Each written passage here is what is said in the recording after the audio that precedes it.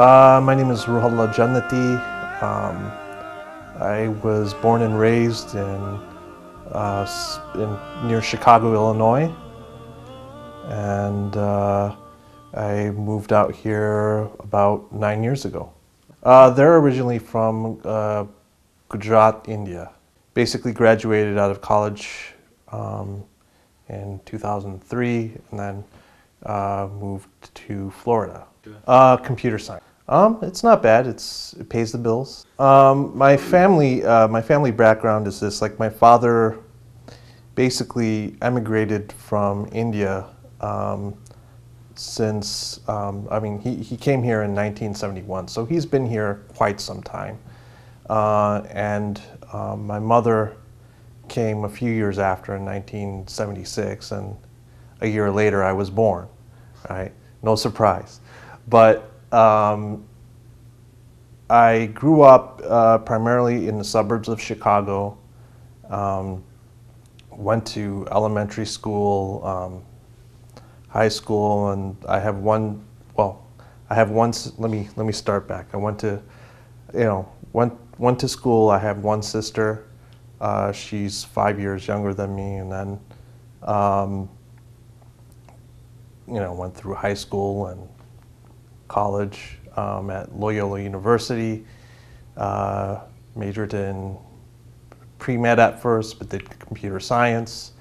Found out that that was a better fit for me, and I work as a software developer. Home is always going to be home. Chicago was where I grew up. I mean, you miss certain things about where you grew up, obviously, with most people, but then, there are certain things that you do like about your new home, For instance, there's no snow, and it's just a lot nicer in terms of, the things that you do outside. My parents were Hindu. They, I wouldn't say they were real religious Hindus, but they were Hindus. I was raised as a Hindu.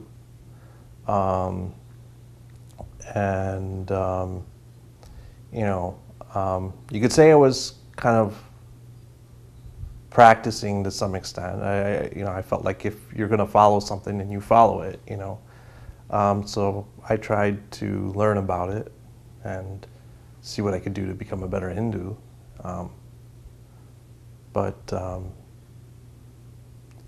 That's pretty much where I was at. Well, actually, I started to, I basically came across Islam when I was 14 years old. It was the first year of my high school, and interestingly enough, I read the autobiography of Malcolm X for a book report that I had to do at school. So it had to be about a biography, and a guy with the last name of X seemed interesting to me. So I read the book, and that had a profound impact on me, in the sense that, it gave me a lot of insight to the African American struggles, the oppression that they've endured. Also, just the fact that, you understand certain things about, like, some of the problems in society that we have here, the inequality, the inequity. I guess it was something that kind of weighed on me at the time,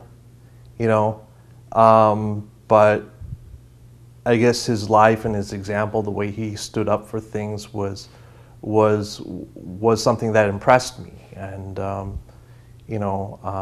I started to look more into Islam after he went to Mecca and Hajj, and actually the whole trip about Hajj really kind of opened my eyes about Islam. I really didn't think much of it before, but it seemed like a lot of the things that he was saying in his book seemed something that I already believed in. It wasn't something that I needed to be convinced about. It was randomly selected. Well, it wasn't randomly selected. It was sitting on the shelf, and this seems interesting, so I picked it up and I read it. I guess, yeah, it may have been destiny. I mean, whatever you want to call it, but it was sitting on the shelf and I picked it up. Well, practicing is kind of it's really a relative term in Hinduism, because it's not really defined. It's not really well defined. It's really more of a loose collection of beliefs and practices, and they could vary from region to region. It's a general term that describes a group of people from a particular area, right? Specifically the Indian subcontinent, right? But so practicing was a relative term. I mean, so you could say that, like, I mean, at the risk of, I can't say that, like, my parents were, like, really practicing, like, for instance, they ate meat and whatnot, I mean, it's not like necessarily against Hindu law to eat meat, but, it's just something that you really shouldn't do, and there's a societal taboo that, well, if you eat meat, you're kind of looked down upon. So, I actually, when I was younger, I figured that if we were following this, then we shouldn't eat this. I guess maybe I was young, or whatever, But I felt like it was important that if you're gonna follow something, then you should adhere to what you claim to follow. I mean, it just makes sense, But my parents were. I mean, they were Hindus. I mean, they were, I guess you could say, cultural Hindus, and they, I guess you could say that, they really kind of didn't want me to go off on the deep end, as you could say, even with following Hinduism, So. I wouldn't say I'm a religious person, or I was a religious Hindu, but I knew I had to follow it, at that particular time. Well, we didn't go every week. I guess, and I guess that's probably part of the upbringing. I guess we went to the temple on several occasions. I mean, and I remember growing up. I mean, there's certain different movements that happen within Hinduism, and it's hard to pinpoint what exactly Hinduism is, because there's wide.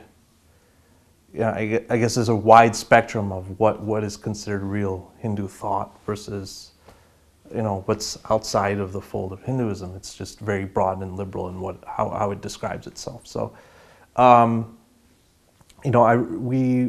remember going to, my parents took me to some class every Sunday, because they decided to go to listen to some lecture of some Hindu scholar, or what, and they were listening to lectures of him, and they had classes for children, and I ended up in that class at that time. Well, I was 10, so I think part of it was I had to go, but I did start to read up on things, started to learn about, from, I would say, from 10 to, well, maybe from 12 to, like, maybe till about, like, high school. I would say that, my parents would take me to school. Obviously, I was responsible for basically, I was driven there, so I had no choice in the matter.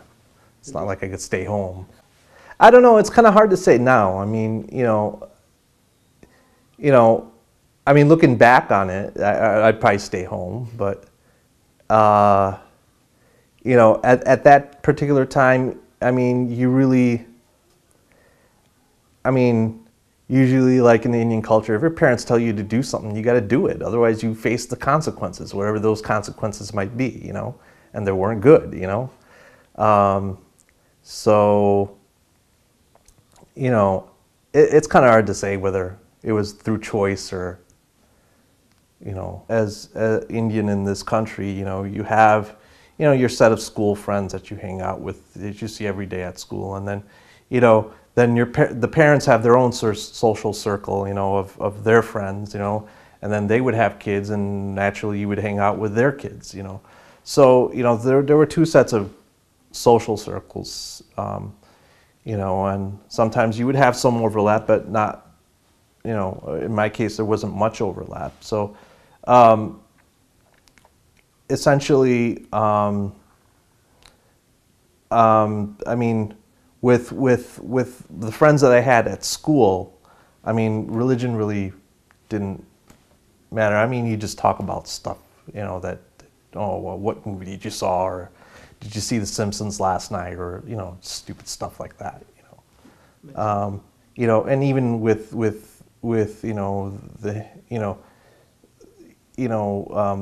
Indian friends that you do have at school or outside of school, right? It's a little bit more. It's a little different than the friends that you have at school, because obviously there's a shared culture, so you joke about certain things that you have, like, for instance, your parents or what, there's a certain culture that you share, right? So, you're able to open up a little bit more in that regard. Well, I didn't have any Muslim friends at all. No Muslim friends. I mean, my dad had one Muslim friend when he was, I think when he first came here to this country as a roommate, but I think that was a long time ago. And but I really didn't know many Muslims, and we, pretty much anyone who I knew that was of Indian background was primarily Indian and Hindu, or they weren't Pakistani, or they weren't Indian or Muslim. So I was exposed through Islam. I mean, and there were, like outside of what they teach you in school about just like the basics of Islam, like the 5 pillars and whatever. I mean, there was that media bias that was there, and my initial understanding of Islam based on that media bias wasn't very positive. The exposures through media wasn't good. I mean, I think what was it? It was late 80s, 90s. So there was like like around that time there you'd watch the news or whatever, and the impression that you get of Islam is it was. I mean, it's not much different than it is now, really. Because at that time you had, the revolution in Iran going on,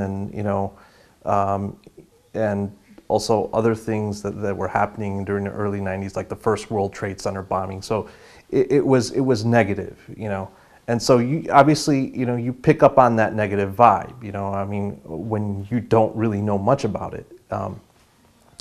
And then obviously growing up, I mean, usually within, I mean, the way I felt, in the Gujarati community, if you're basically from Gujarat, I mean, there aren't many Muslims there to begin with. So you have kind of like, like the little racial quips that, your uncle would say about Muslims and stuff like that. And that also kind of affected my perception about what Islam is. Oh, these Muslims, they're dishonest and whatever. I mean, you hear that, so because you don't have anyone else to look up to, you listen to them. I mean, whether you be your, to the people around you. So, I mean, that also shapes your understanding and what you know of. Well, I think it's important to understand who Malcolm X is and why he's important. I think that, Muslims need to understand him, because he's not just for African Americans. But, there's there's something about him that draws to people. I mean, first he grew up in a situation where, you know, where his father died early on, you know, basically through basically a lynching, and then he grew up, you know, where his mother primarily raised him, and at that time in racist, in like, what was it, the 1920s, or, well, I would say the 1930s. You know, he had to deal with the racism of this of the system, and you know, it was obviously working against him. So he ended up becoming a criminal, and then he was eventually caught for burglary, got sentenced to prison, and he came to the Nation of Islam. And when he got out of prison, he became a minister. He then, you know, became very popular as a minister there, becoming a spokesperson for the Nation of Islam. And then he broke off ties due to the disagreements internally within the nation, and then he went to Hajj, and really at that point where he went to Hajj really shaped my understanding of Islam. And you know, that's when you kind of learn firsthand, you know, about what Islam really is. Or that's when I learned firsthand about what Islam really is. What struck a chord in me, it was kind of strange in the sense that it wasn't something that I needed to be convinced of. You know, it was almost like, okay, this makes sense, right? Or this was something that I already believed in, or this is something that you know, his experiences at Hajj, his experiences, you know, when he was explaining what Islam is, kind of resonated with me. You know, it's almost like as if, you know,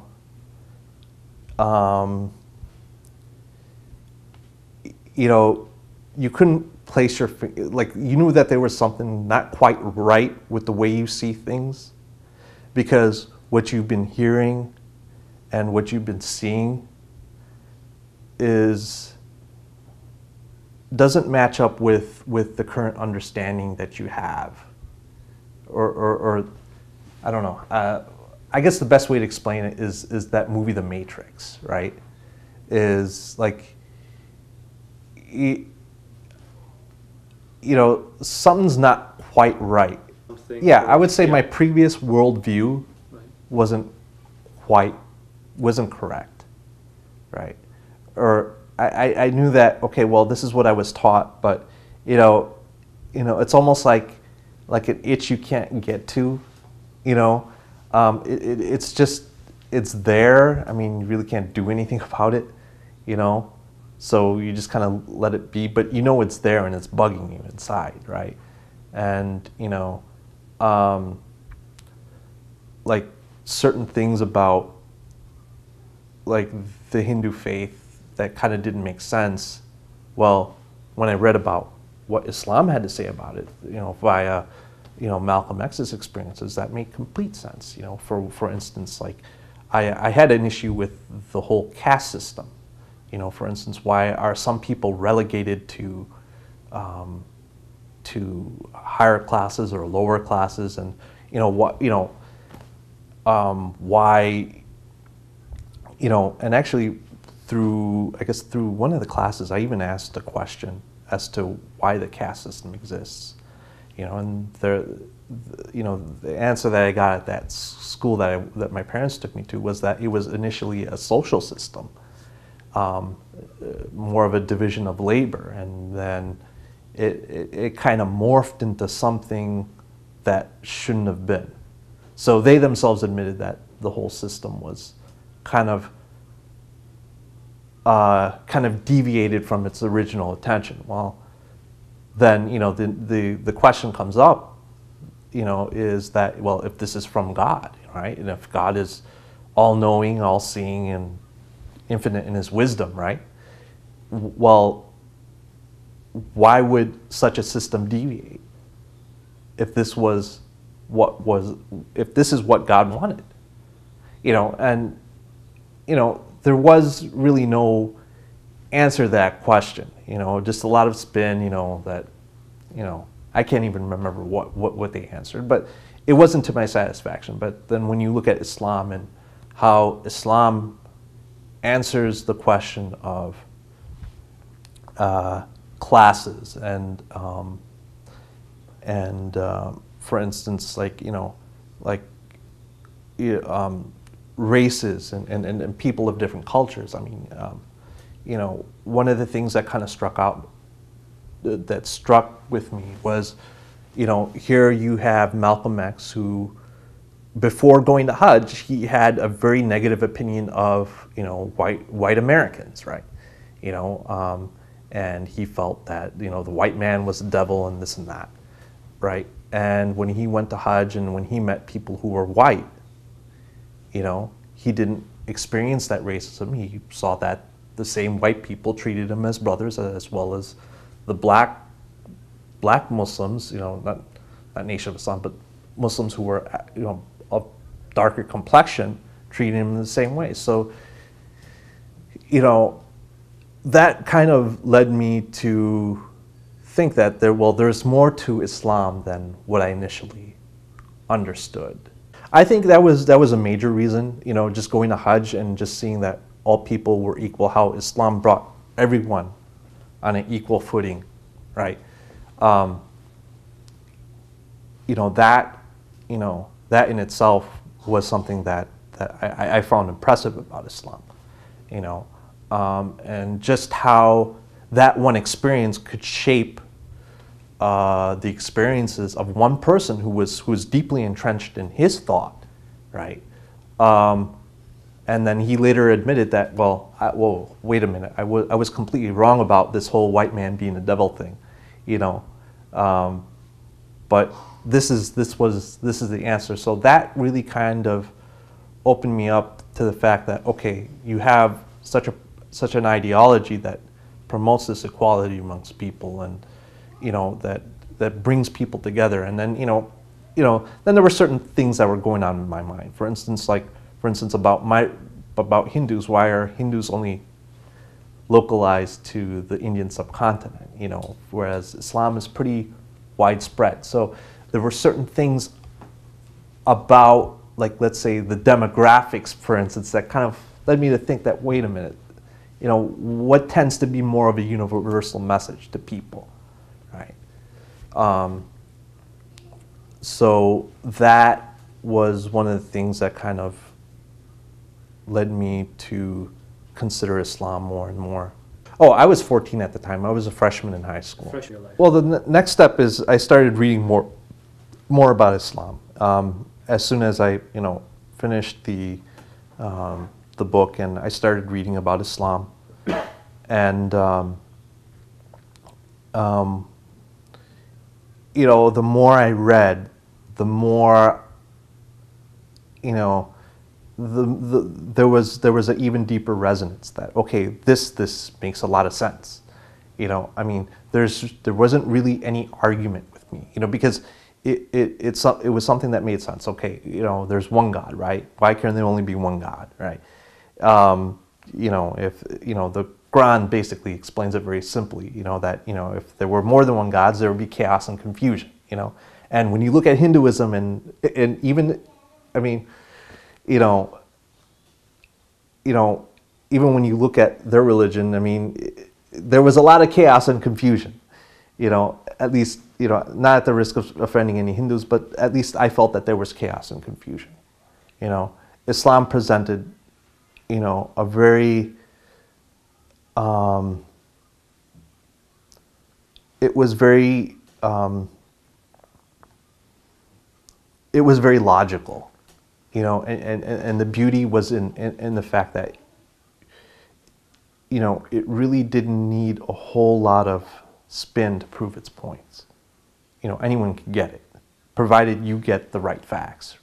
It wasn't not long after I read the whole autobiography that I decided I wanted to become a Muslim. I would say, let's say, I would say it would be close to 3 months. After I read the autobiography and after I did some initial reading on Islam, it really didn't take me that long to realize that, okay, well, Islam is something that I was interested in. It was kind of like a back and forth thing over a period of a couple of months where, okay, you know, things just started to click, you know, like certain things that, you know, my parents were doing. I started to scrutinize it a little bit more in terms of, okay, well, why are we doing, what's the significance of this religious practice and whatnot? So, you know, and I started to ask more and more questions at the school that they took me to, you know, every week. And, you know, the answers weren't quite to my satisfaction. When it didn't take me that long after I read the autobiography and after I read about Islam to understand that, okay, well, there were a lot of things that I agreed with Islam. You know, it was just like a natural acceptance. You know, I mean, I just realized that it made a lot of sense to me, and hence, you know, I felt that this was something that I needed to pursue further, right? So, you know, as a result, you know, but I really wasn't quite there yet, right? So, as a result, like, you know, certain things that happen, you know, that my parents were doing, like their practices and things like that, as Hindus, I started to kind of question them a little bit more. What were some of, why were we doing the things that we were doing? What's the point of this? You know, and you know, like for instance, you know,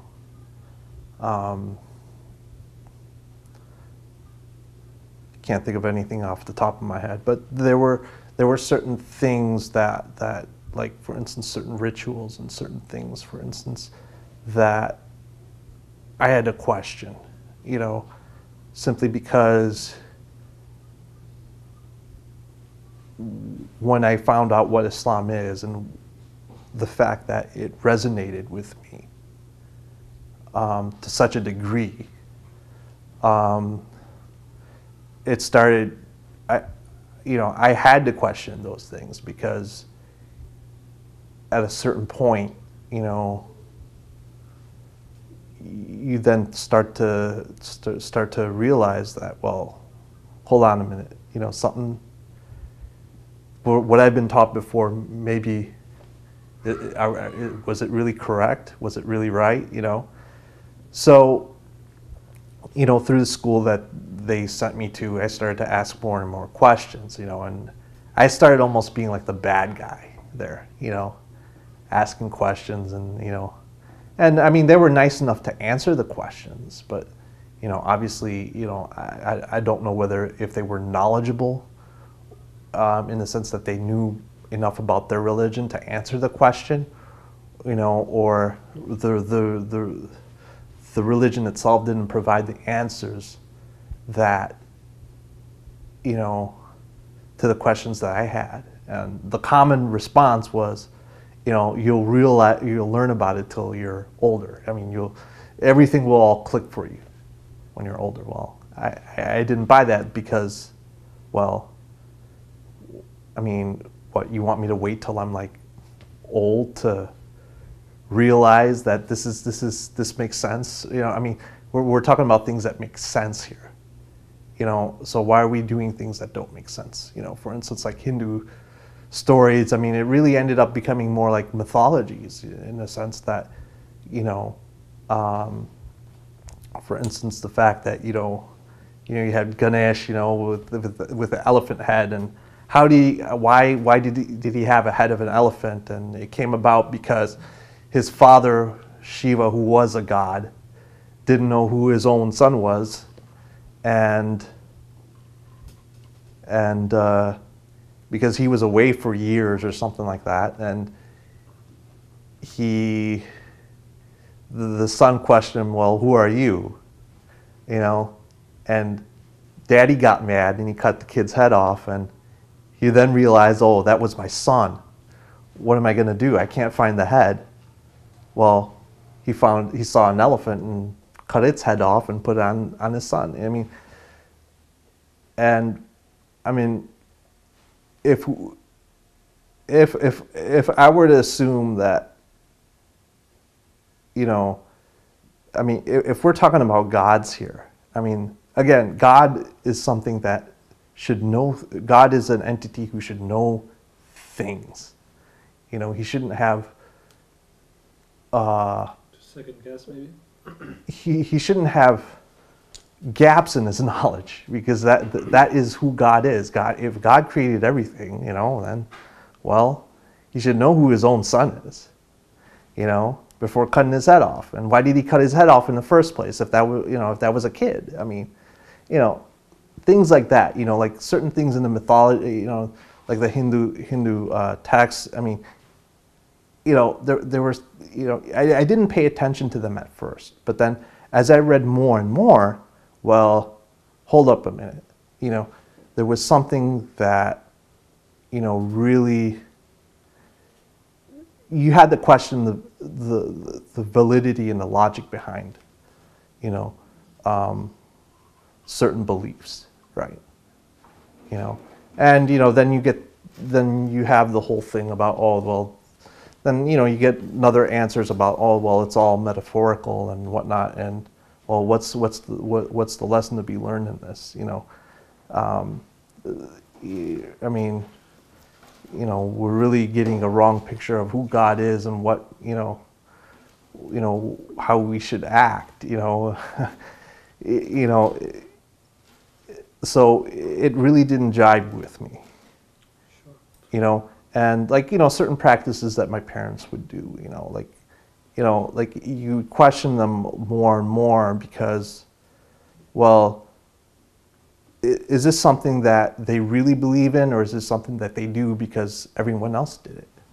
You know, specifically their parents and their friends or whatever. So where's the real belief in this? You know, well, I guess before Shahada, I mean, I have to cover this part, right? Sure, go ahead. Is basically how I came to Islam, or how, okay, at that point, you know, after questioning all of the things about my, you know, previous faith, you know, it wasn't so much that, you know,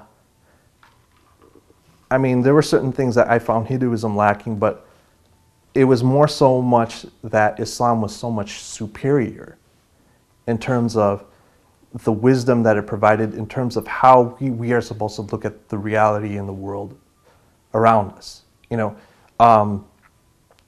so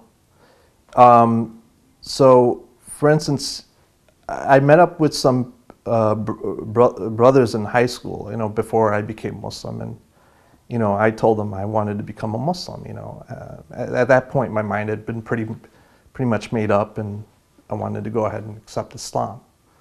So, you know, at first, you know, there was some skepticism on their part. You know, like why does this guy want to become a Muslim? And they asked me, what religion are you? I said, I'm a Hindu. I said, you want to become a Muslim? I said, yeah. You know, at first they didn't want to believe me because, you know, I think they were from an Indian background, and they couldn't quite comprehend why would a Hindu want to accept Islam, type of thing. You know, so I told them why I wanted to accept Islam, and you know, sure enough, I mean, they gave me, like, I believe, a pamphlet to read, you know, and they were basically sayings of Imam Ali.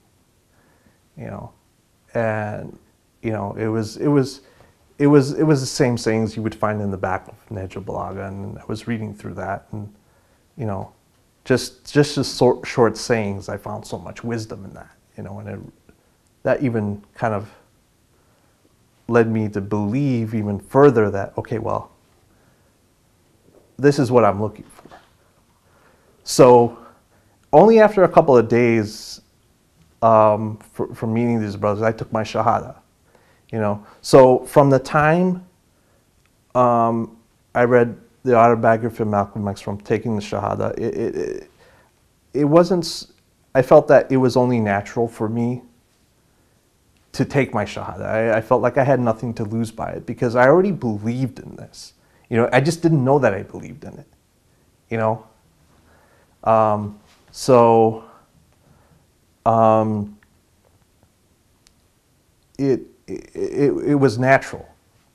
You know, that's the best way I could explain it. It was natural. Well, at the time, right, this was interesting. You know, at the time, I really didn't know anything about Sunni or Shia at that point. You know, I haven't really progressed in that. I just knew I wanted to become a Muslim.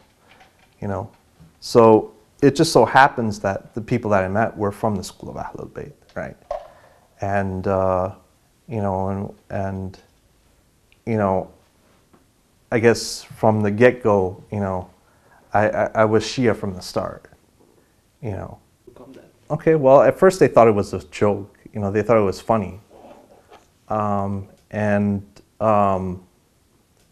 You know, but they saw that I was really serious about it over time. So they felt like they had to do something about it to prevent me from, you know, I mean, they weren't like, I guess they had the mentality that, you know, really, you really shouldn't be worried about religion at the age of 14. You know, you really should be concentrated on school and you know, just be worried about getting your education, getting your degrees so that you could, you know, have a career, have a home, and have a family and these types of things. And then after everything is all said and done, then you think about religion at that point. But, you know, at first they didn't take me seriously. Then over time, they saw books and stuff, you know, and, you know, like they felt like they had to take some action against that, you know, so, you know, I guess looking back at it now, I could understand where they were coming from. You know, at the time, maybe I didn't know, you know, because I was just, well, I'm doing what I feel like I should be doing. You know, you know, at the time, you don't realize these things, you know, and you also kind of have to look at it from their end. You know, they just want to protect me, you know, so, you know, I mean, looking back at it 20 years, 20 years back, I mean, you kind of see where their thought process is and whatnot. So, you know, I mean, there was tension, you know, I mean, I had my stuff taken away. There were, you know, arguments in the house about it. I mean, it wasn't easy, especially, you know, within the Indian Gujarati community. If they felt that if word gets out that they'd be looked at as bad parents, and, you know, rumors would be spread about them, and, you know, they would have a bad name, you know. So, you know, there was tension, you know, and there was tension for, you know, in the house for quite some time. And then, like, right around the time of 18, you know, when I was getting ready to go to college, I felt that it was kind of necessary for me to move out, you know,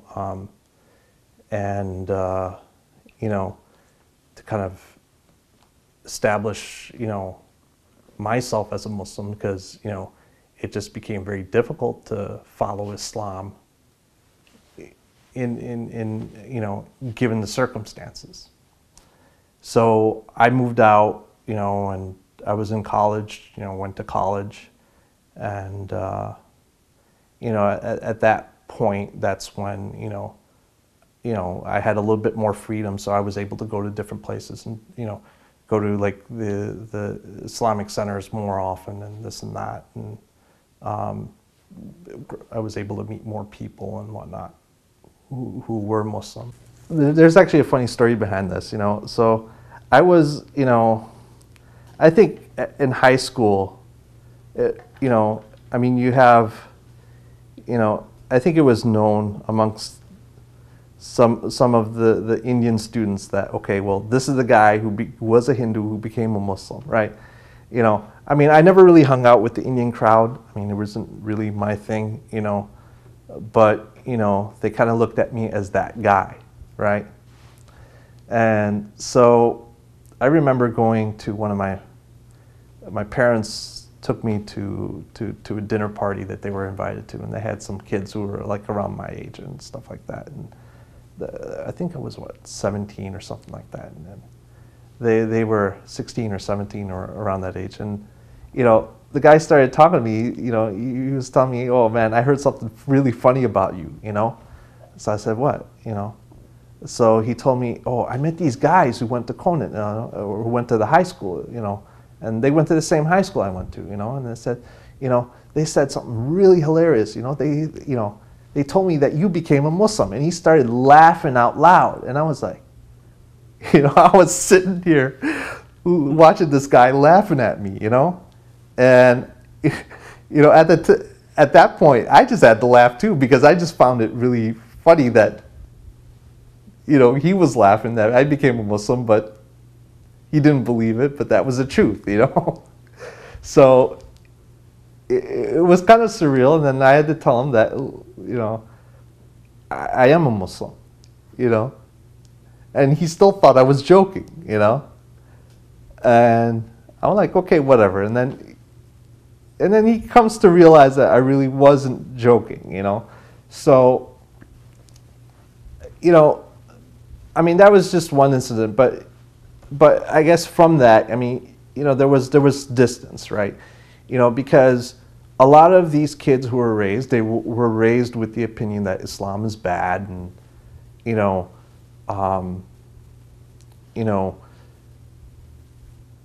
and you know that, you know, it's the Muslims who are just killing people and this and that, and you know, they were wondering, why did I accept Islam, you know?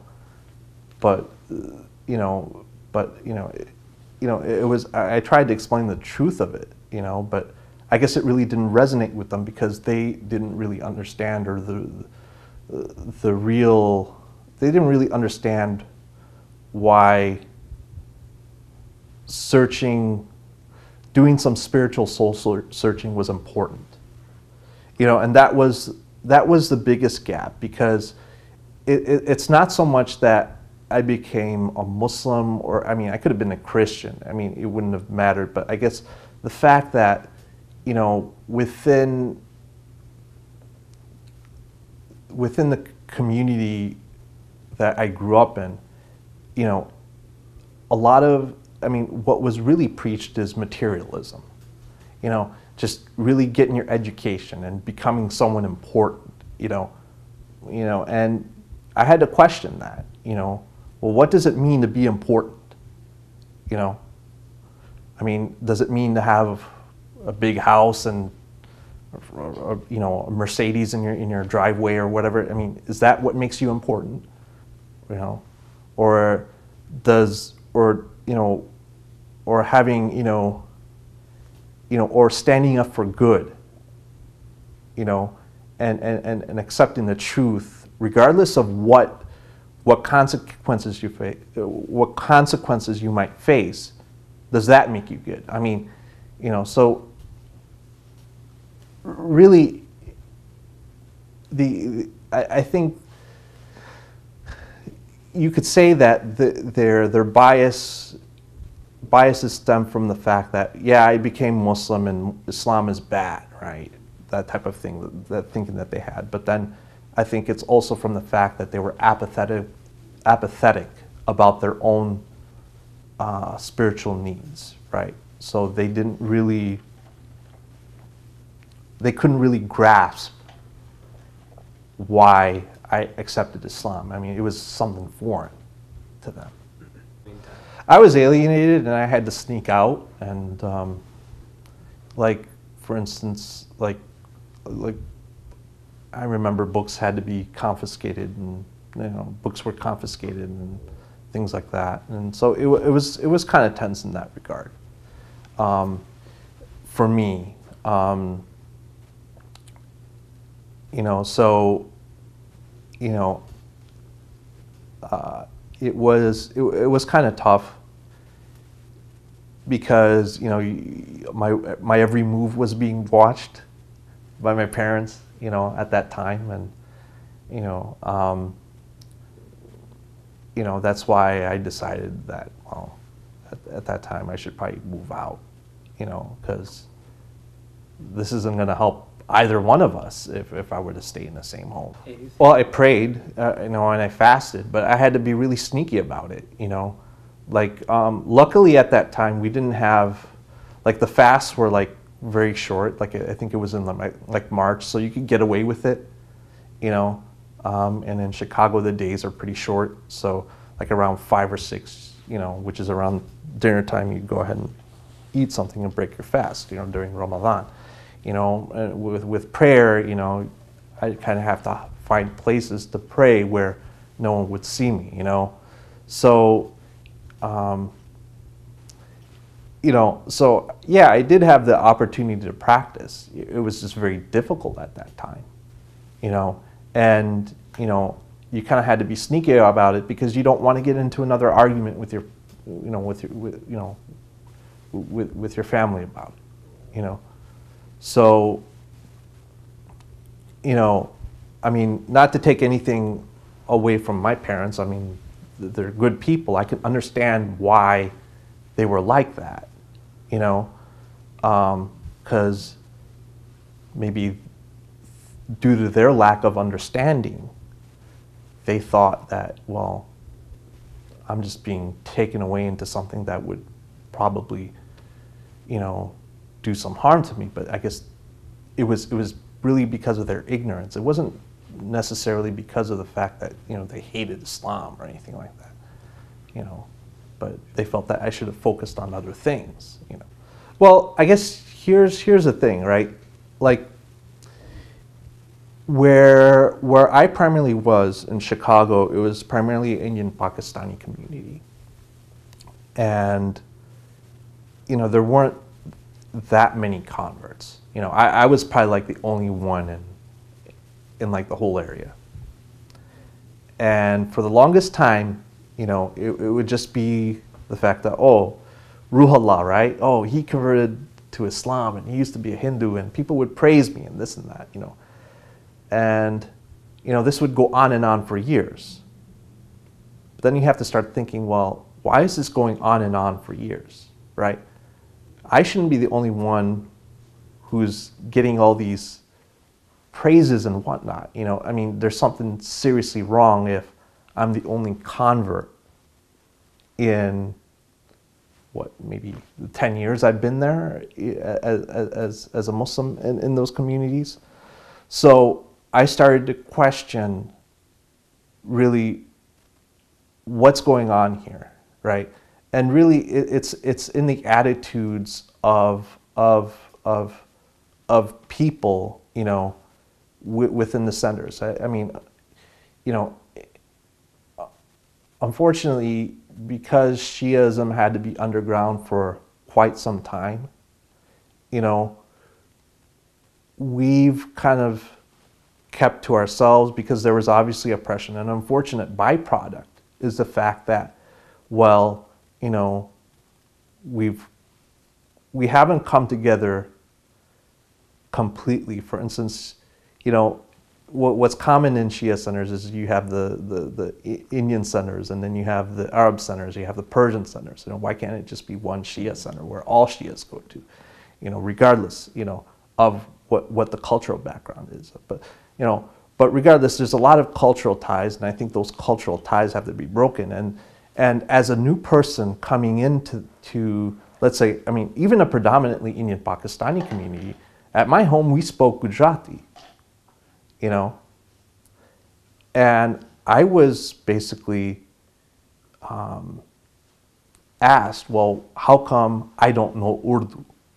Or how come I don't speak it? As if I'm supposed to know that because I'm Indian. Well, I guess people aren't aware, I mean, even the Indian Pakistanis aren't aware of the fact that there are 20 different languages within the Indian subcontinent alone, you know? So, I mean, for me not to know Urdu, and growing up here in the United States where English is a primary language, you know, it just, well, I mean, they're saying this to me, and I'm the closest to them, you know, and I felt that that was kind of pushing people away, and that kind of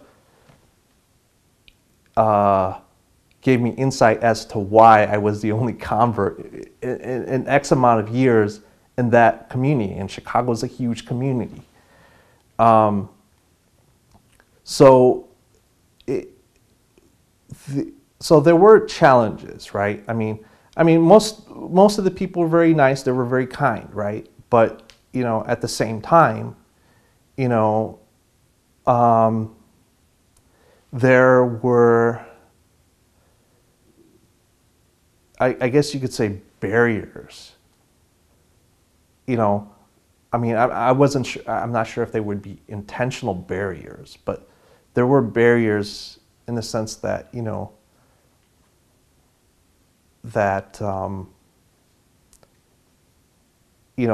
because I wasn't like them all the way, I needed to conform to them. Well, when it comes to language and culture, and in terms of what food you eat, what clothes you wear, Islam is pretty, relaxed about these things as long as you adhere to Islamic law. So that really didn't resonate with me. That really didn't, I guess, sit well with me. And I could see, and I saw people who were of different backgrounds come into the center I usually went to, and well, they didn't feel welcome, and that's part of the problem that I had. And I had to question, well, if this was the case, well then, really this is not the Islam that I wanted to see, or I wanted to have my kids grow up in. I kind of decided that I needed to, I went to college, I finished up school, and I decided that I needed to move, and I had some friends down here, and they recommended that I come down to Florida. So I ended up getting married here. I got married. I had kids. I got 2 girls, and been involved at the center here in Tampa, Medinatul. I guess really the center came about from the fact that there was a real, the experiences that converts felt wasn't, it wasn't I realized, what you realize is, speaking with other converts, you really realize that the experiences aren't unique when it comes to converts coming into, like, for instance, the Shia community. I think, there's a lot that needs to be done in terms of promoting diversity. Simply because if we believe in the same teachings of the Prophet and our imams, and we have the same usuluddin, there's really no reason why we should have separate centers. Where everyone should feel uncomfortable. Either we all be uncomfortable together, or we be comfortable together. Well, I felt comfortable in the sense that because we were starting a new center here, it was a chance to start something new. So, okay, let's do something differently now. From the aspect of diversity, yes. I think one of the key things is to have the programs in English, because it is the language of the land, and if we're going to be attracting people to Islam, then we need to speak English. It's a no-brainer. So,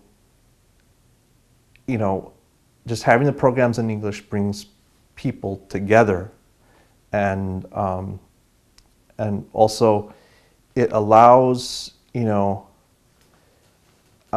people to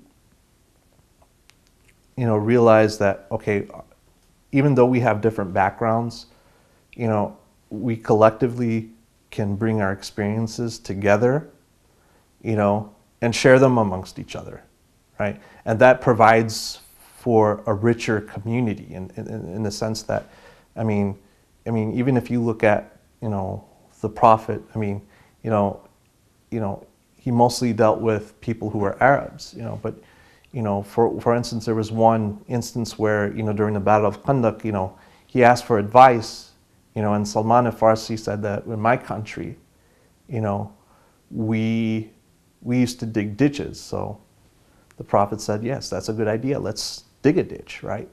So if you had nothing but, if you were to relook at that scenario and,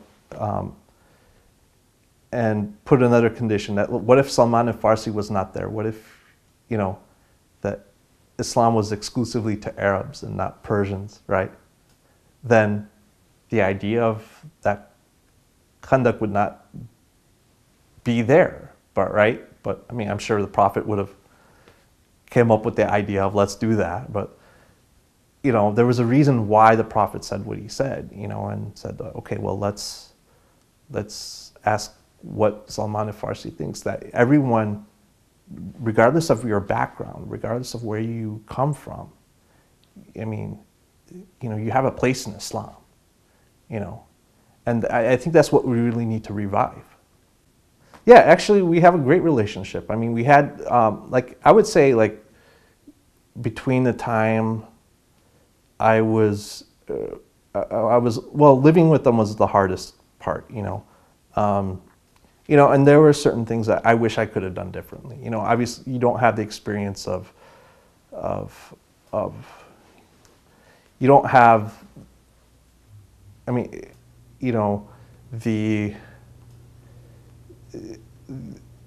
hindsight is always 20/20, right? Sure. And looking back at things, there were certain things I wish I could have done differently, right? But at this point, I have a good relationship with my family. We visit them quite often, and I think you just have to really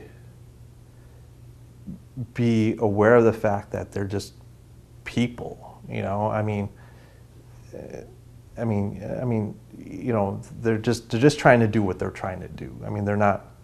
You can't. It's very easy to look at things dogmatically, and I'm sure at that time I kind of did, right? Oh, they're against me and this and that, but they're just acting on what they know, and unfortunately, they don't know enough about Islam to kind of understand, this is why you became Muslim, and they didn't have it in them. They just kind of reacted to the situation, and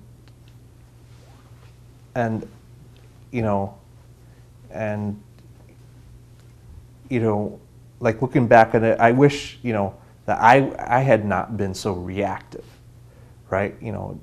And if I were to tell someone who was new, well, don't be reactive. You just gotta kind of weather the storm a little bit, when the time is right,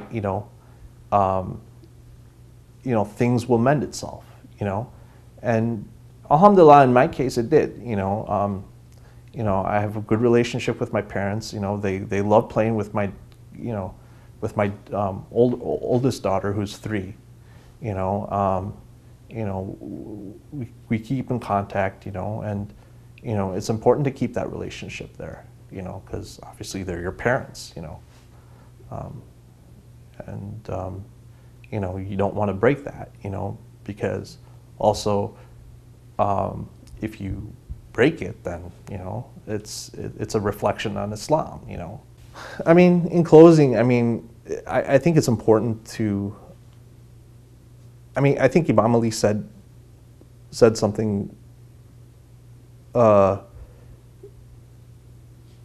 really important to know something about, to understand what truth is. That when you look at truth, you don't look at the people or who say they follow something. Actually, you look at what the truth is, right? You understand the truth, right? And then once you understand the truth, then you will know who the people of truth are, right?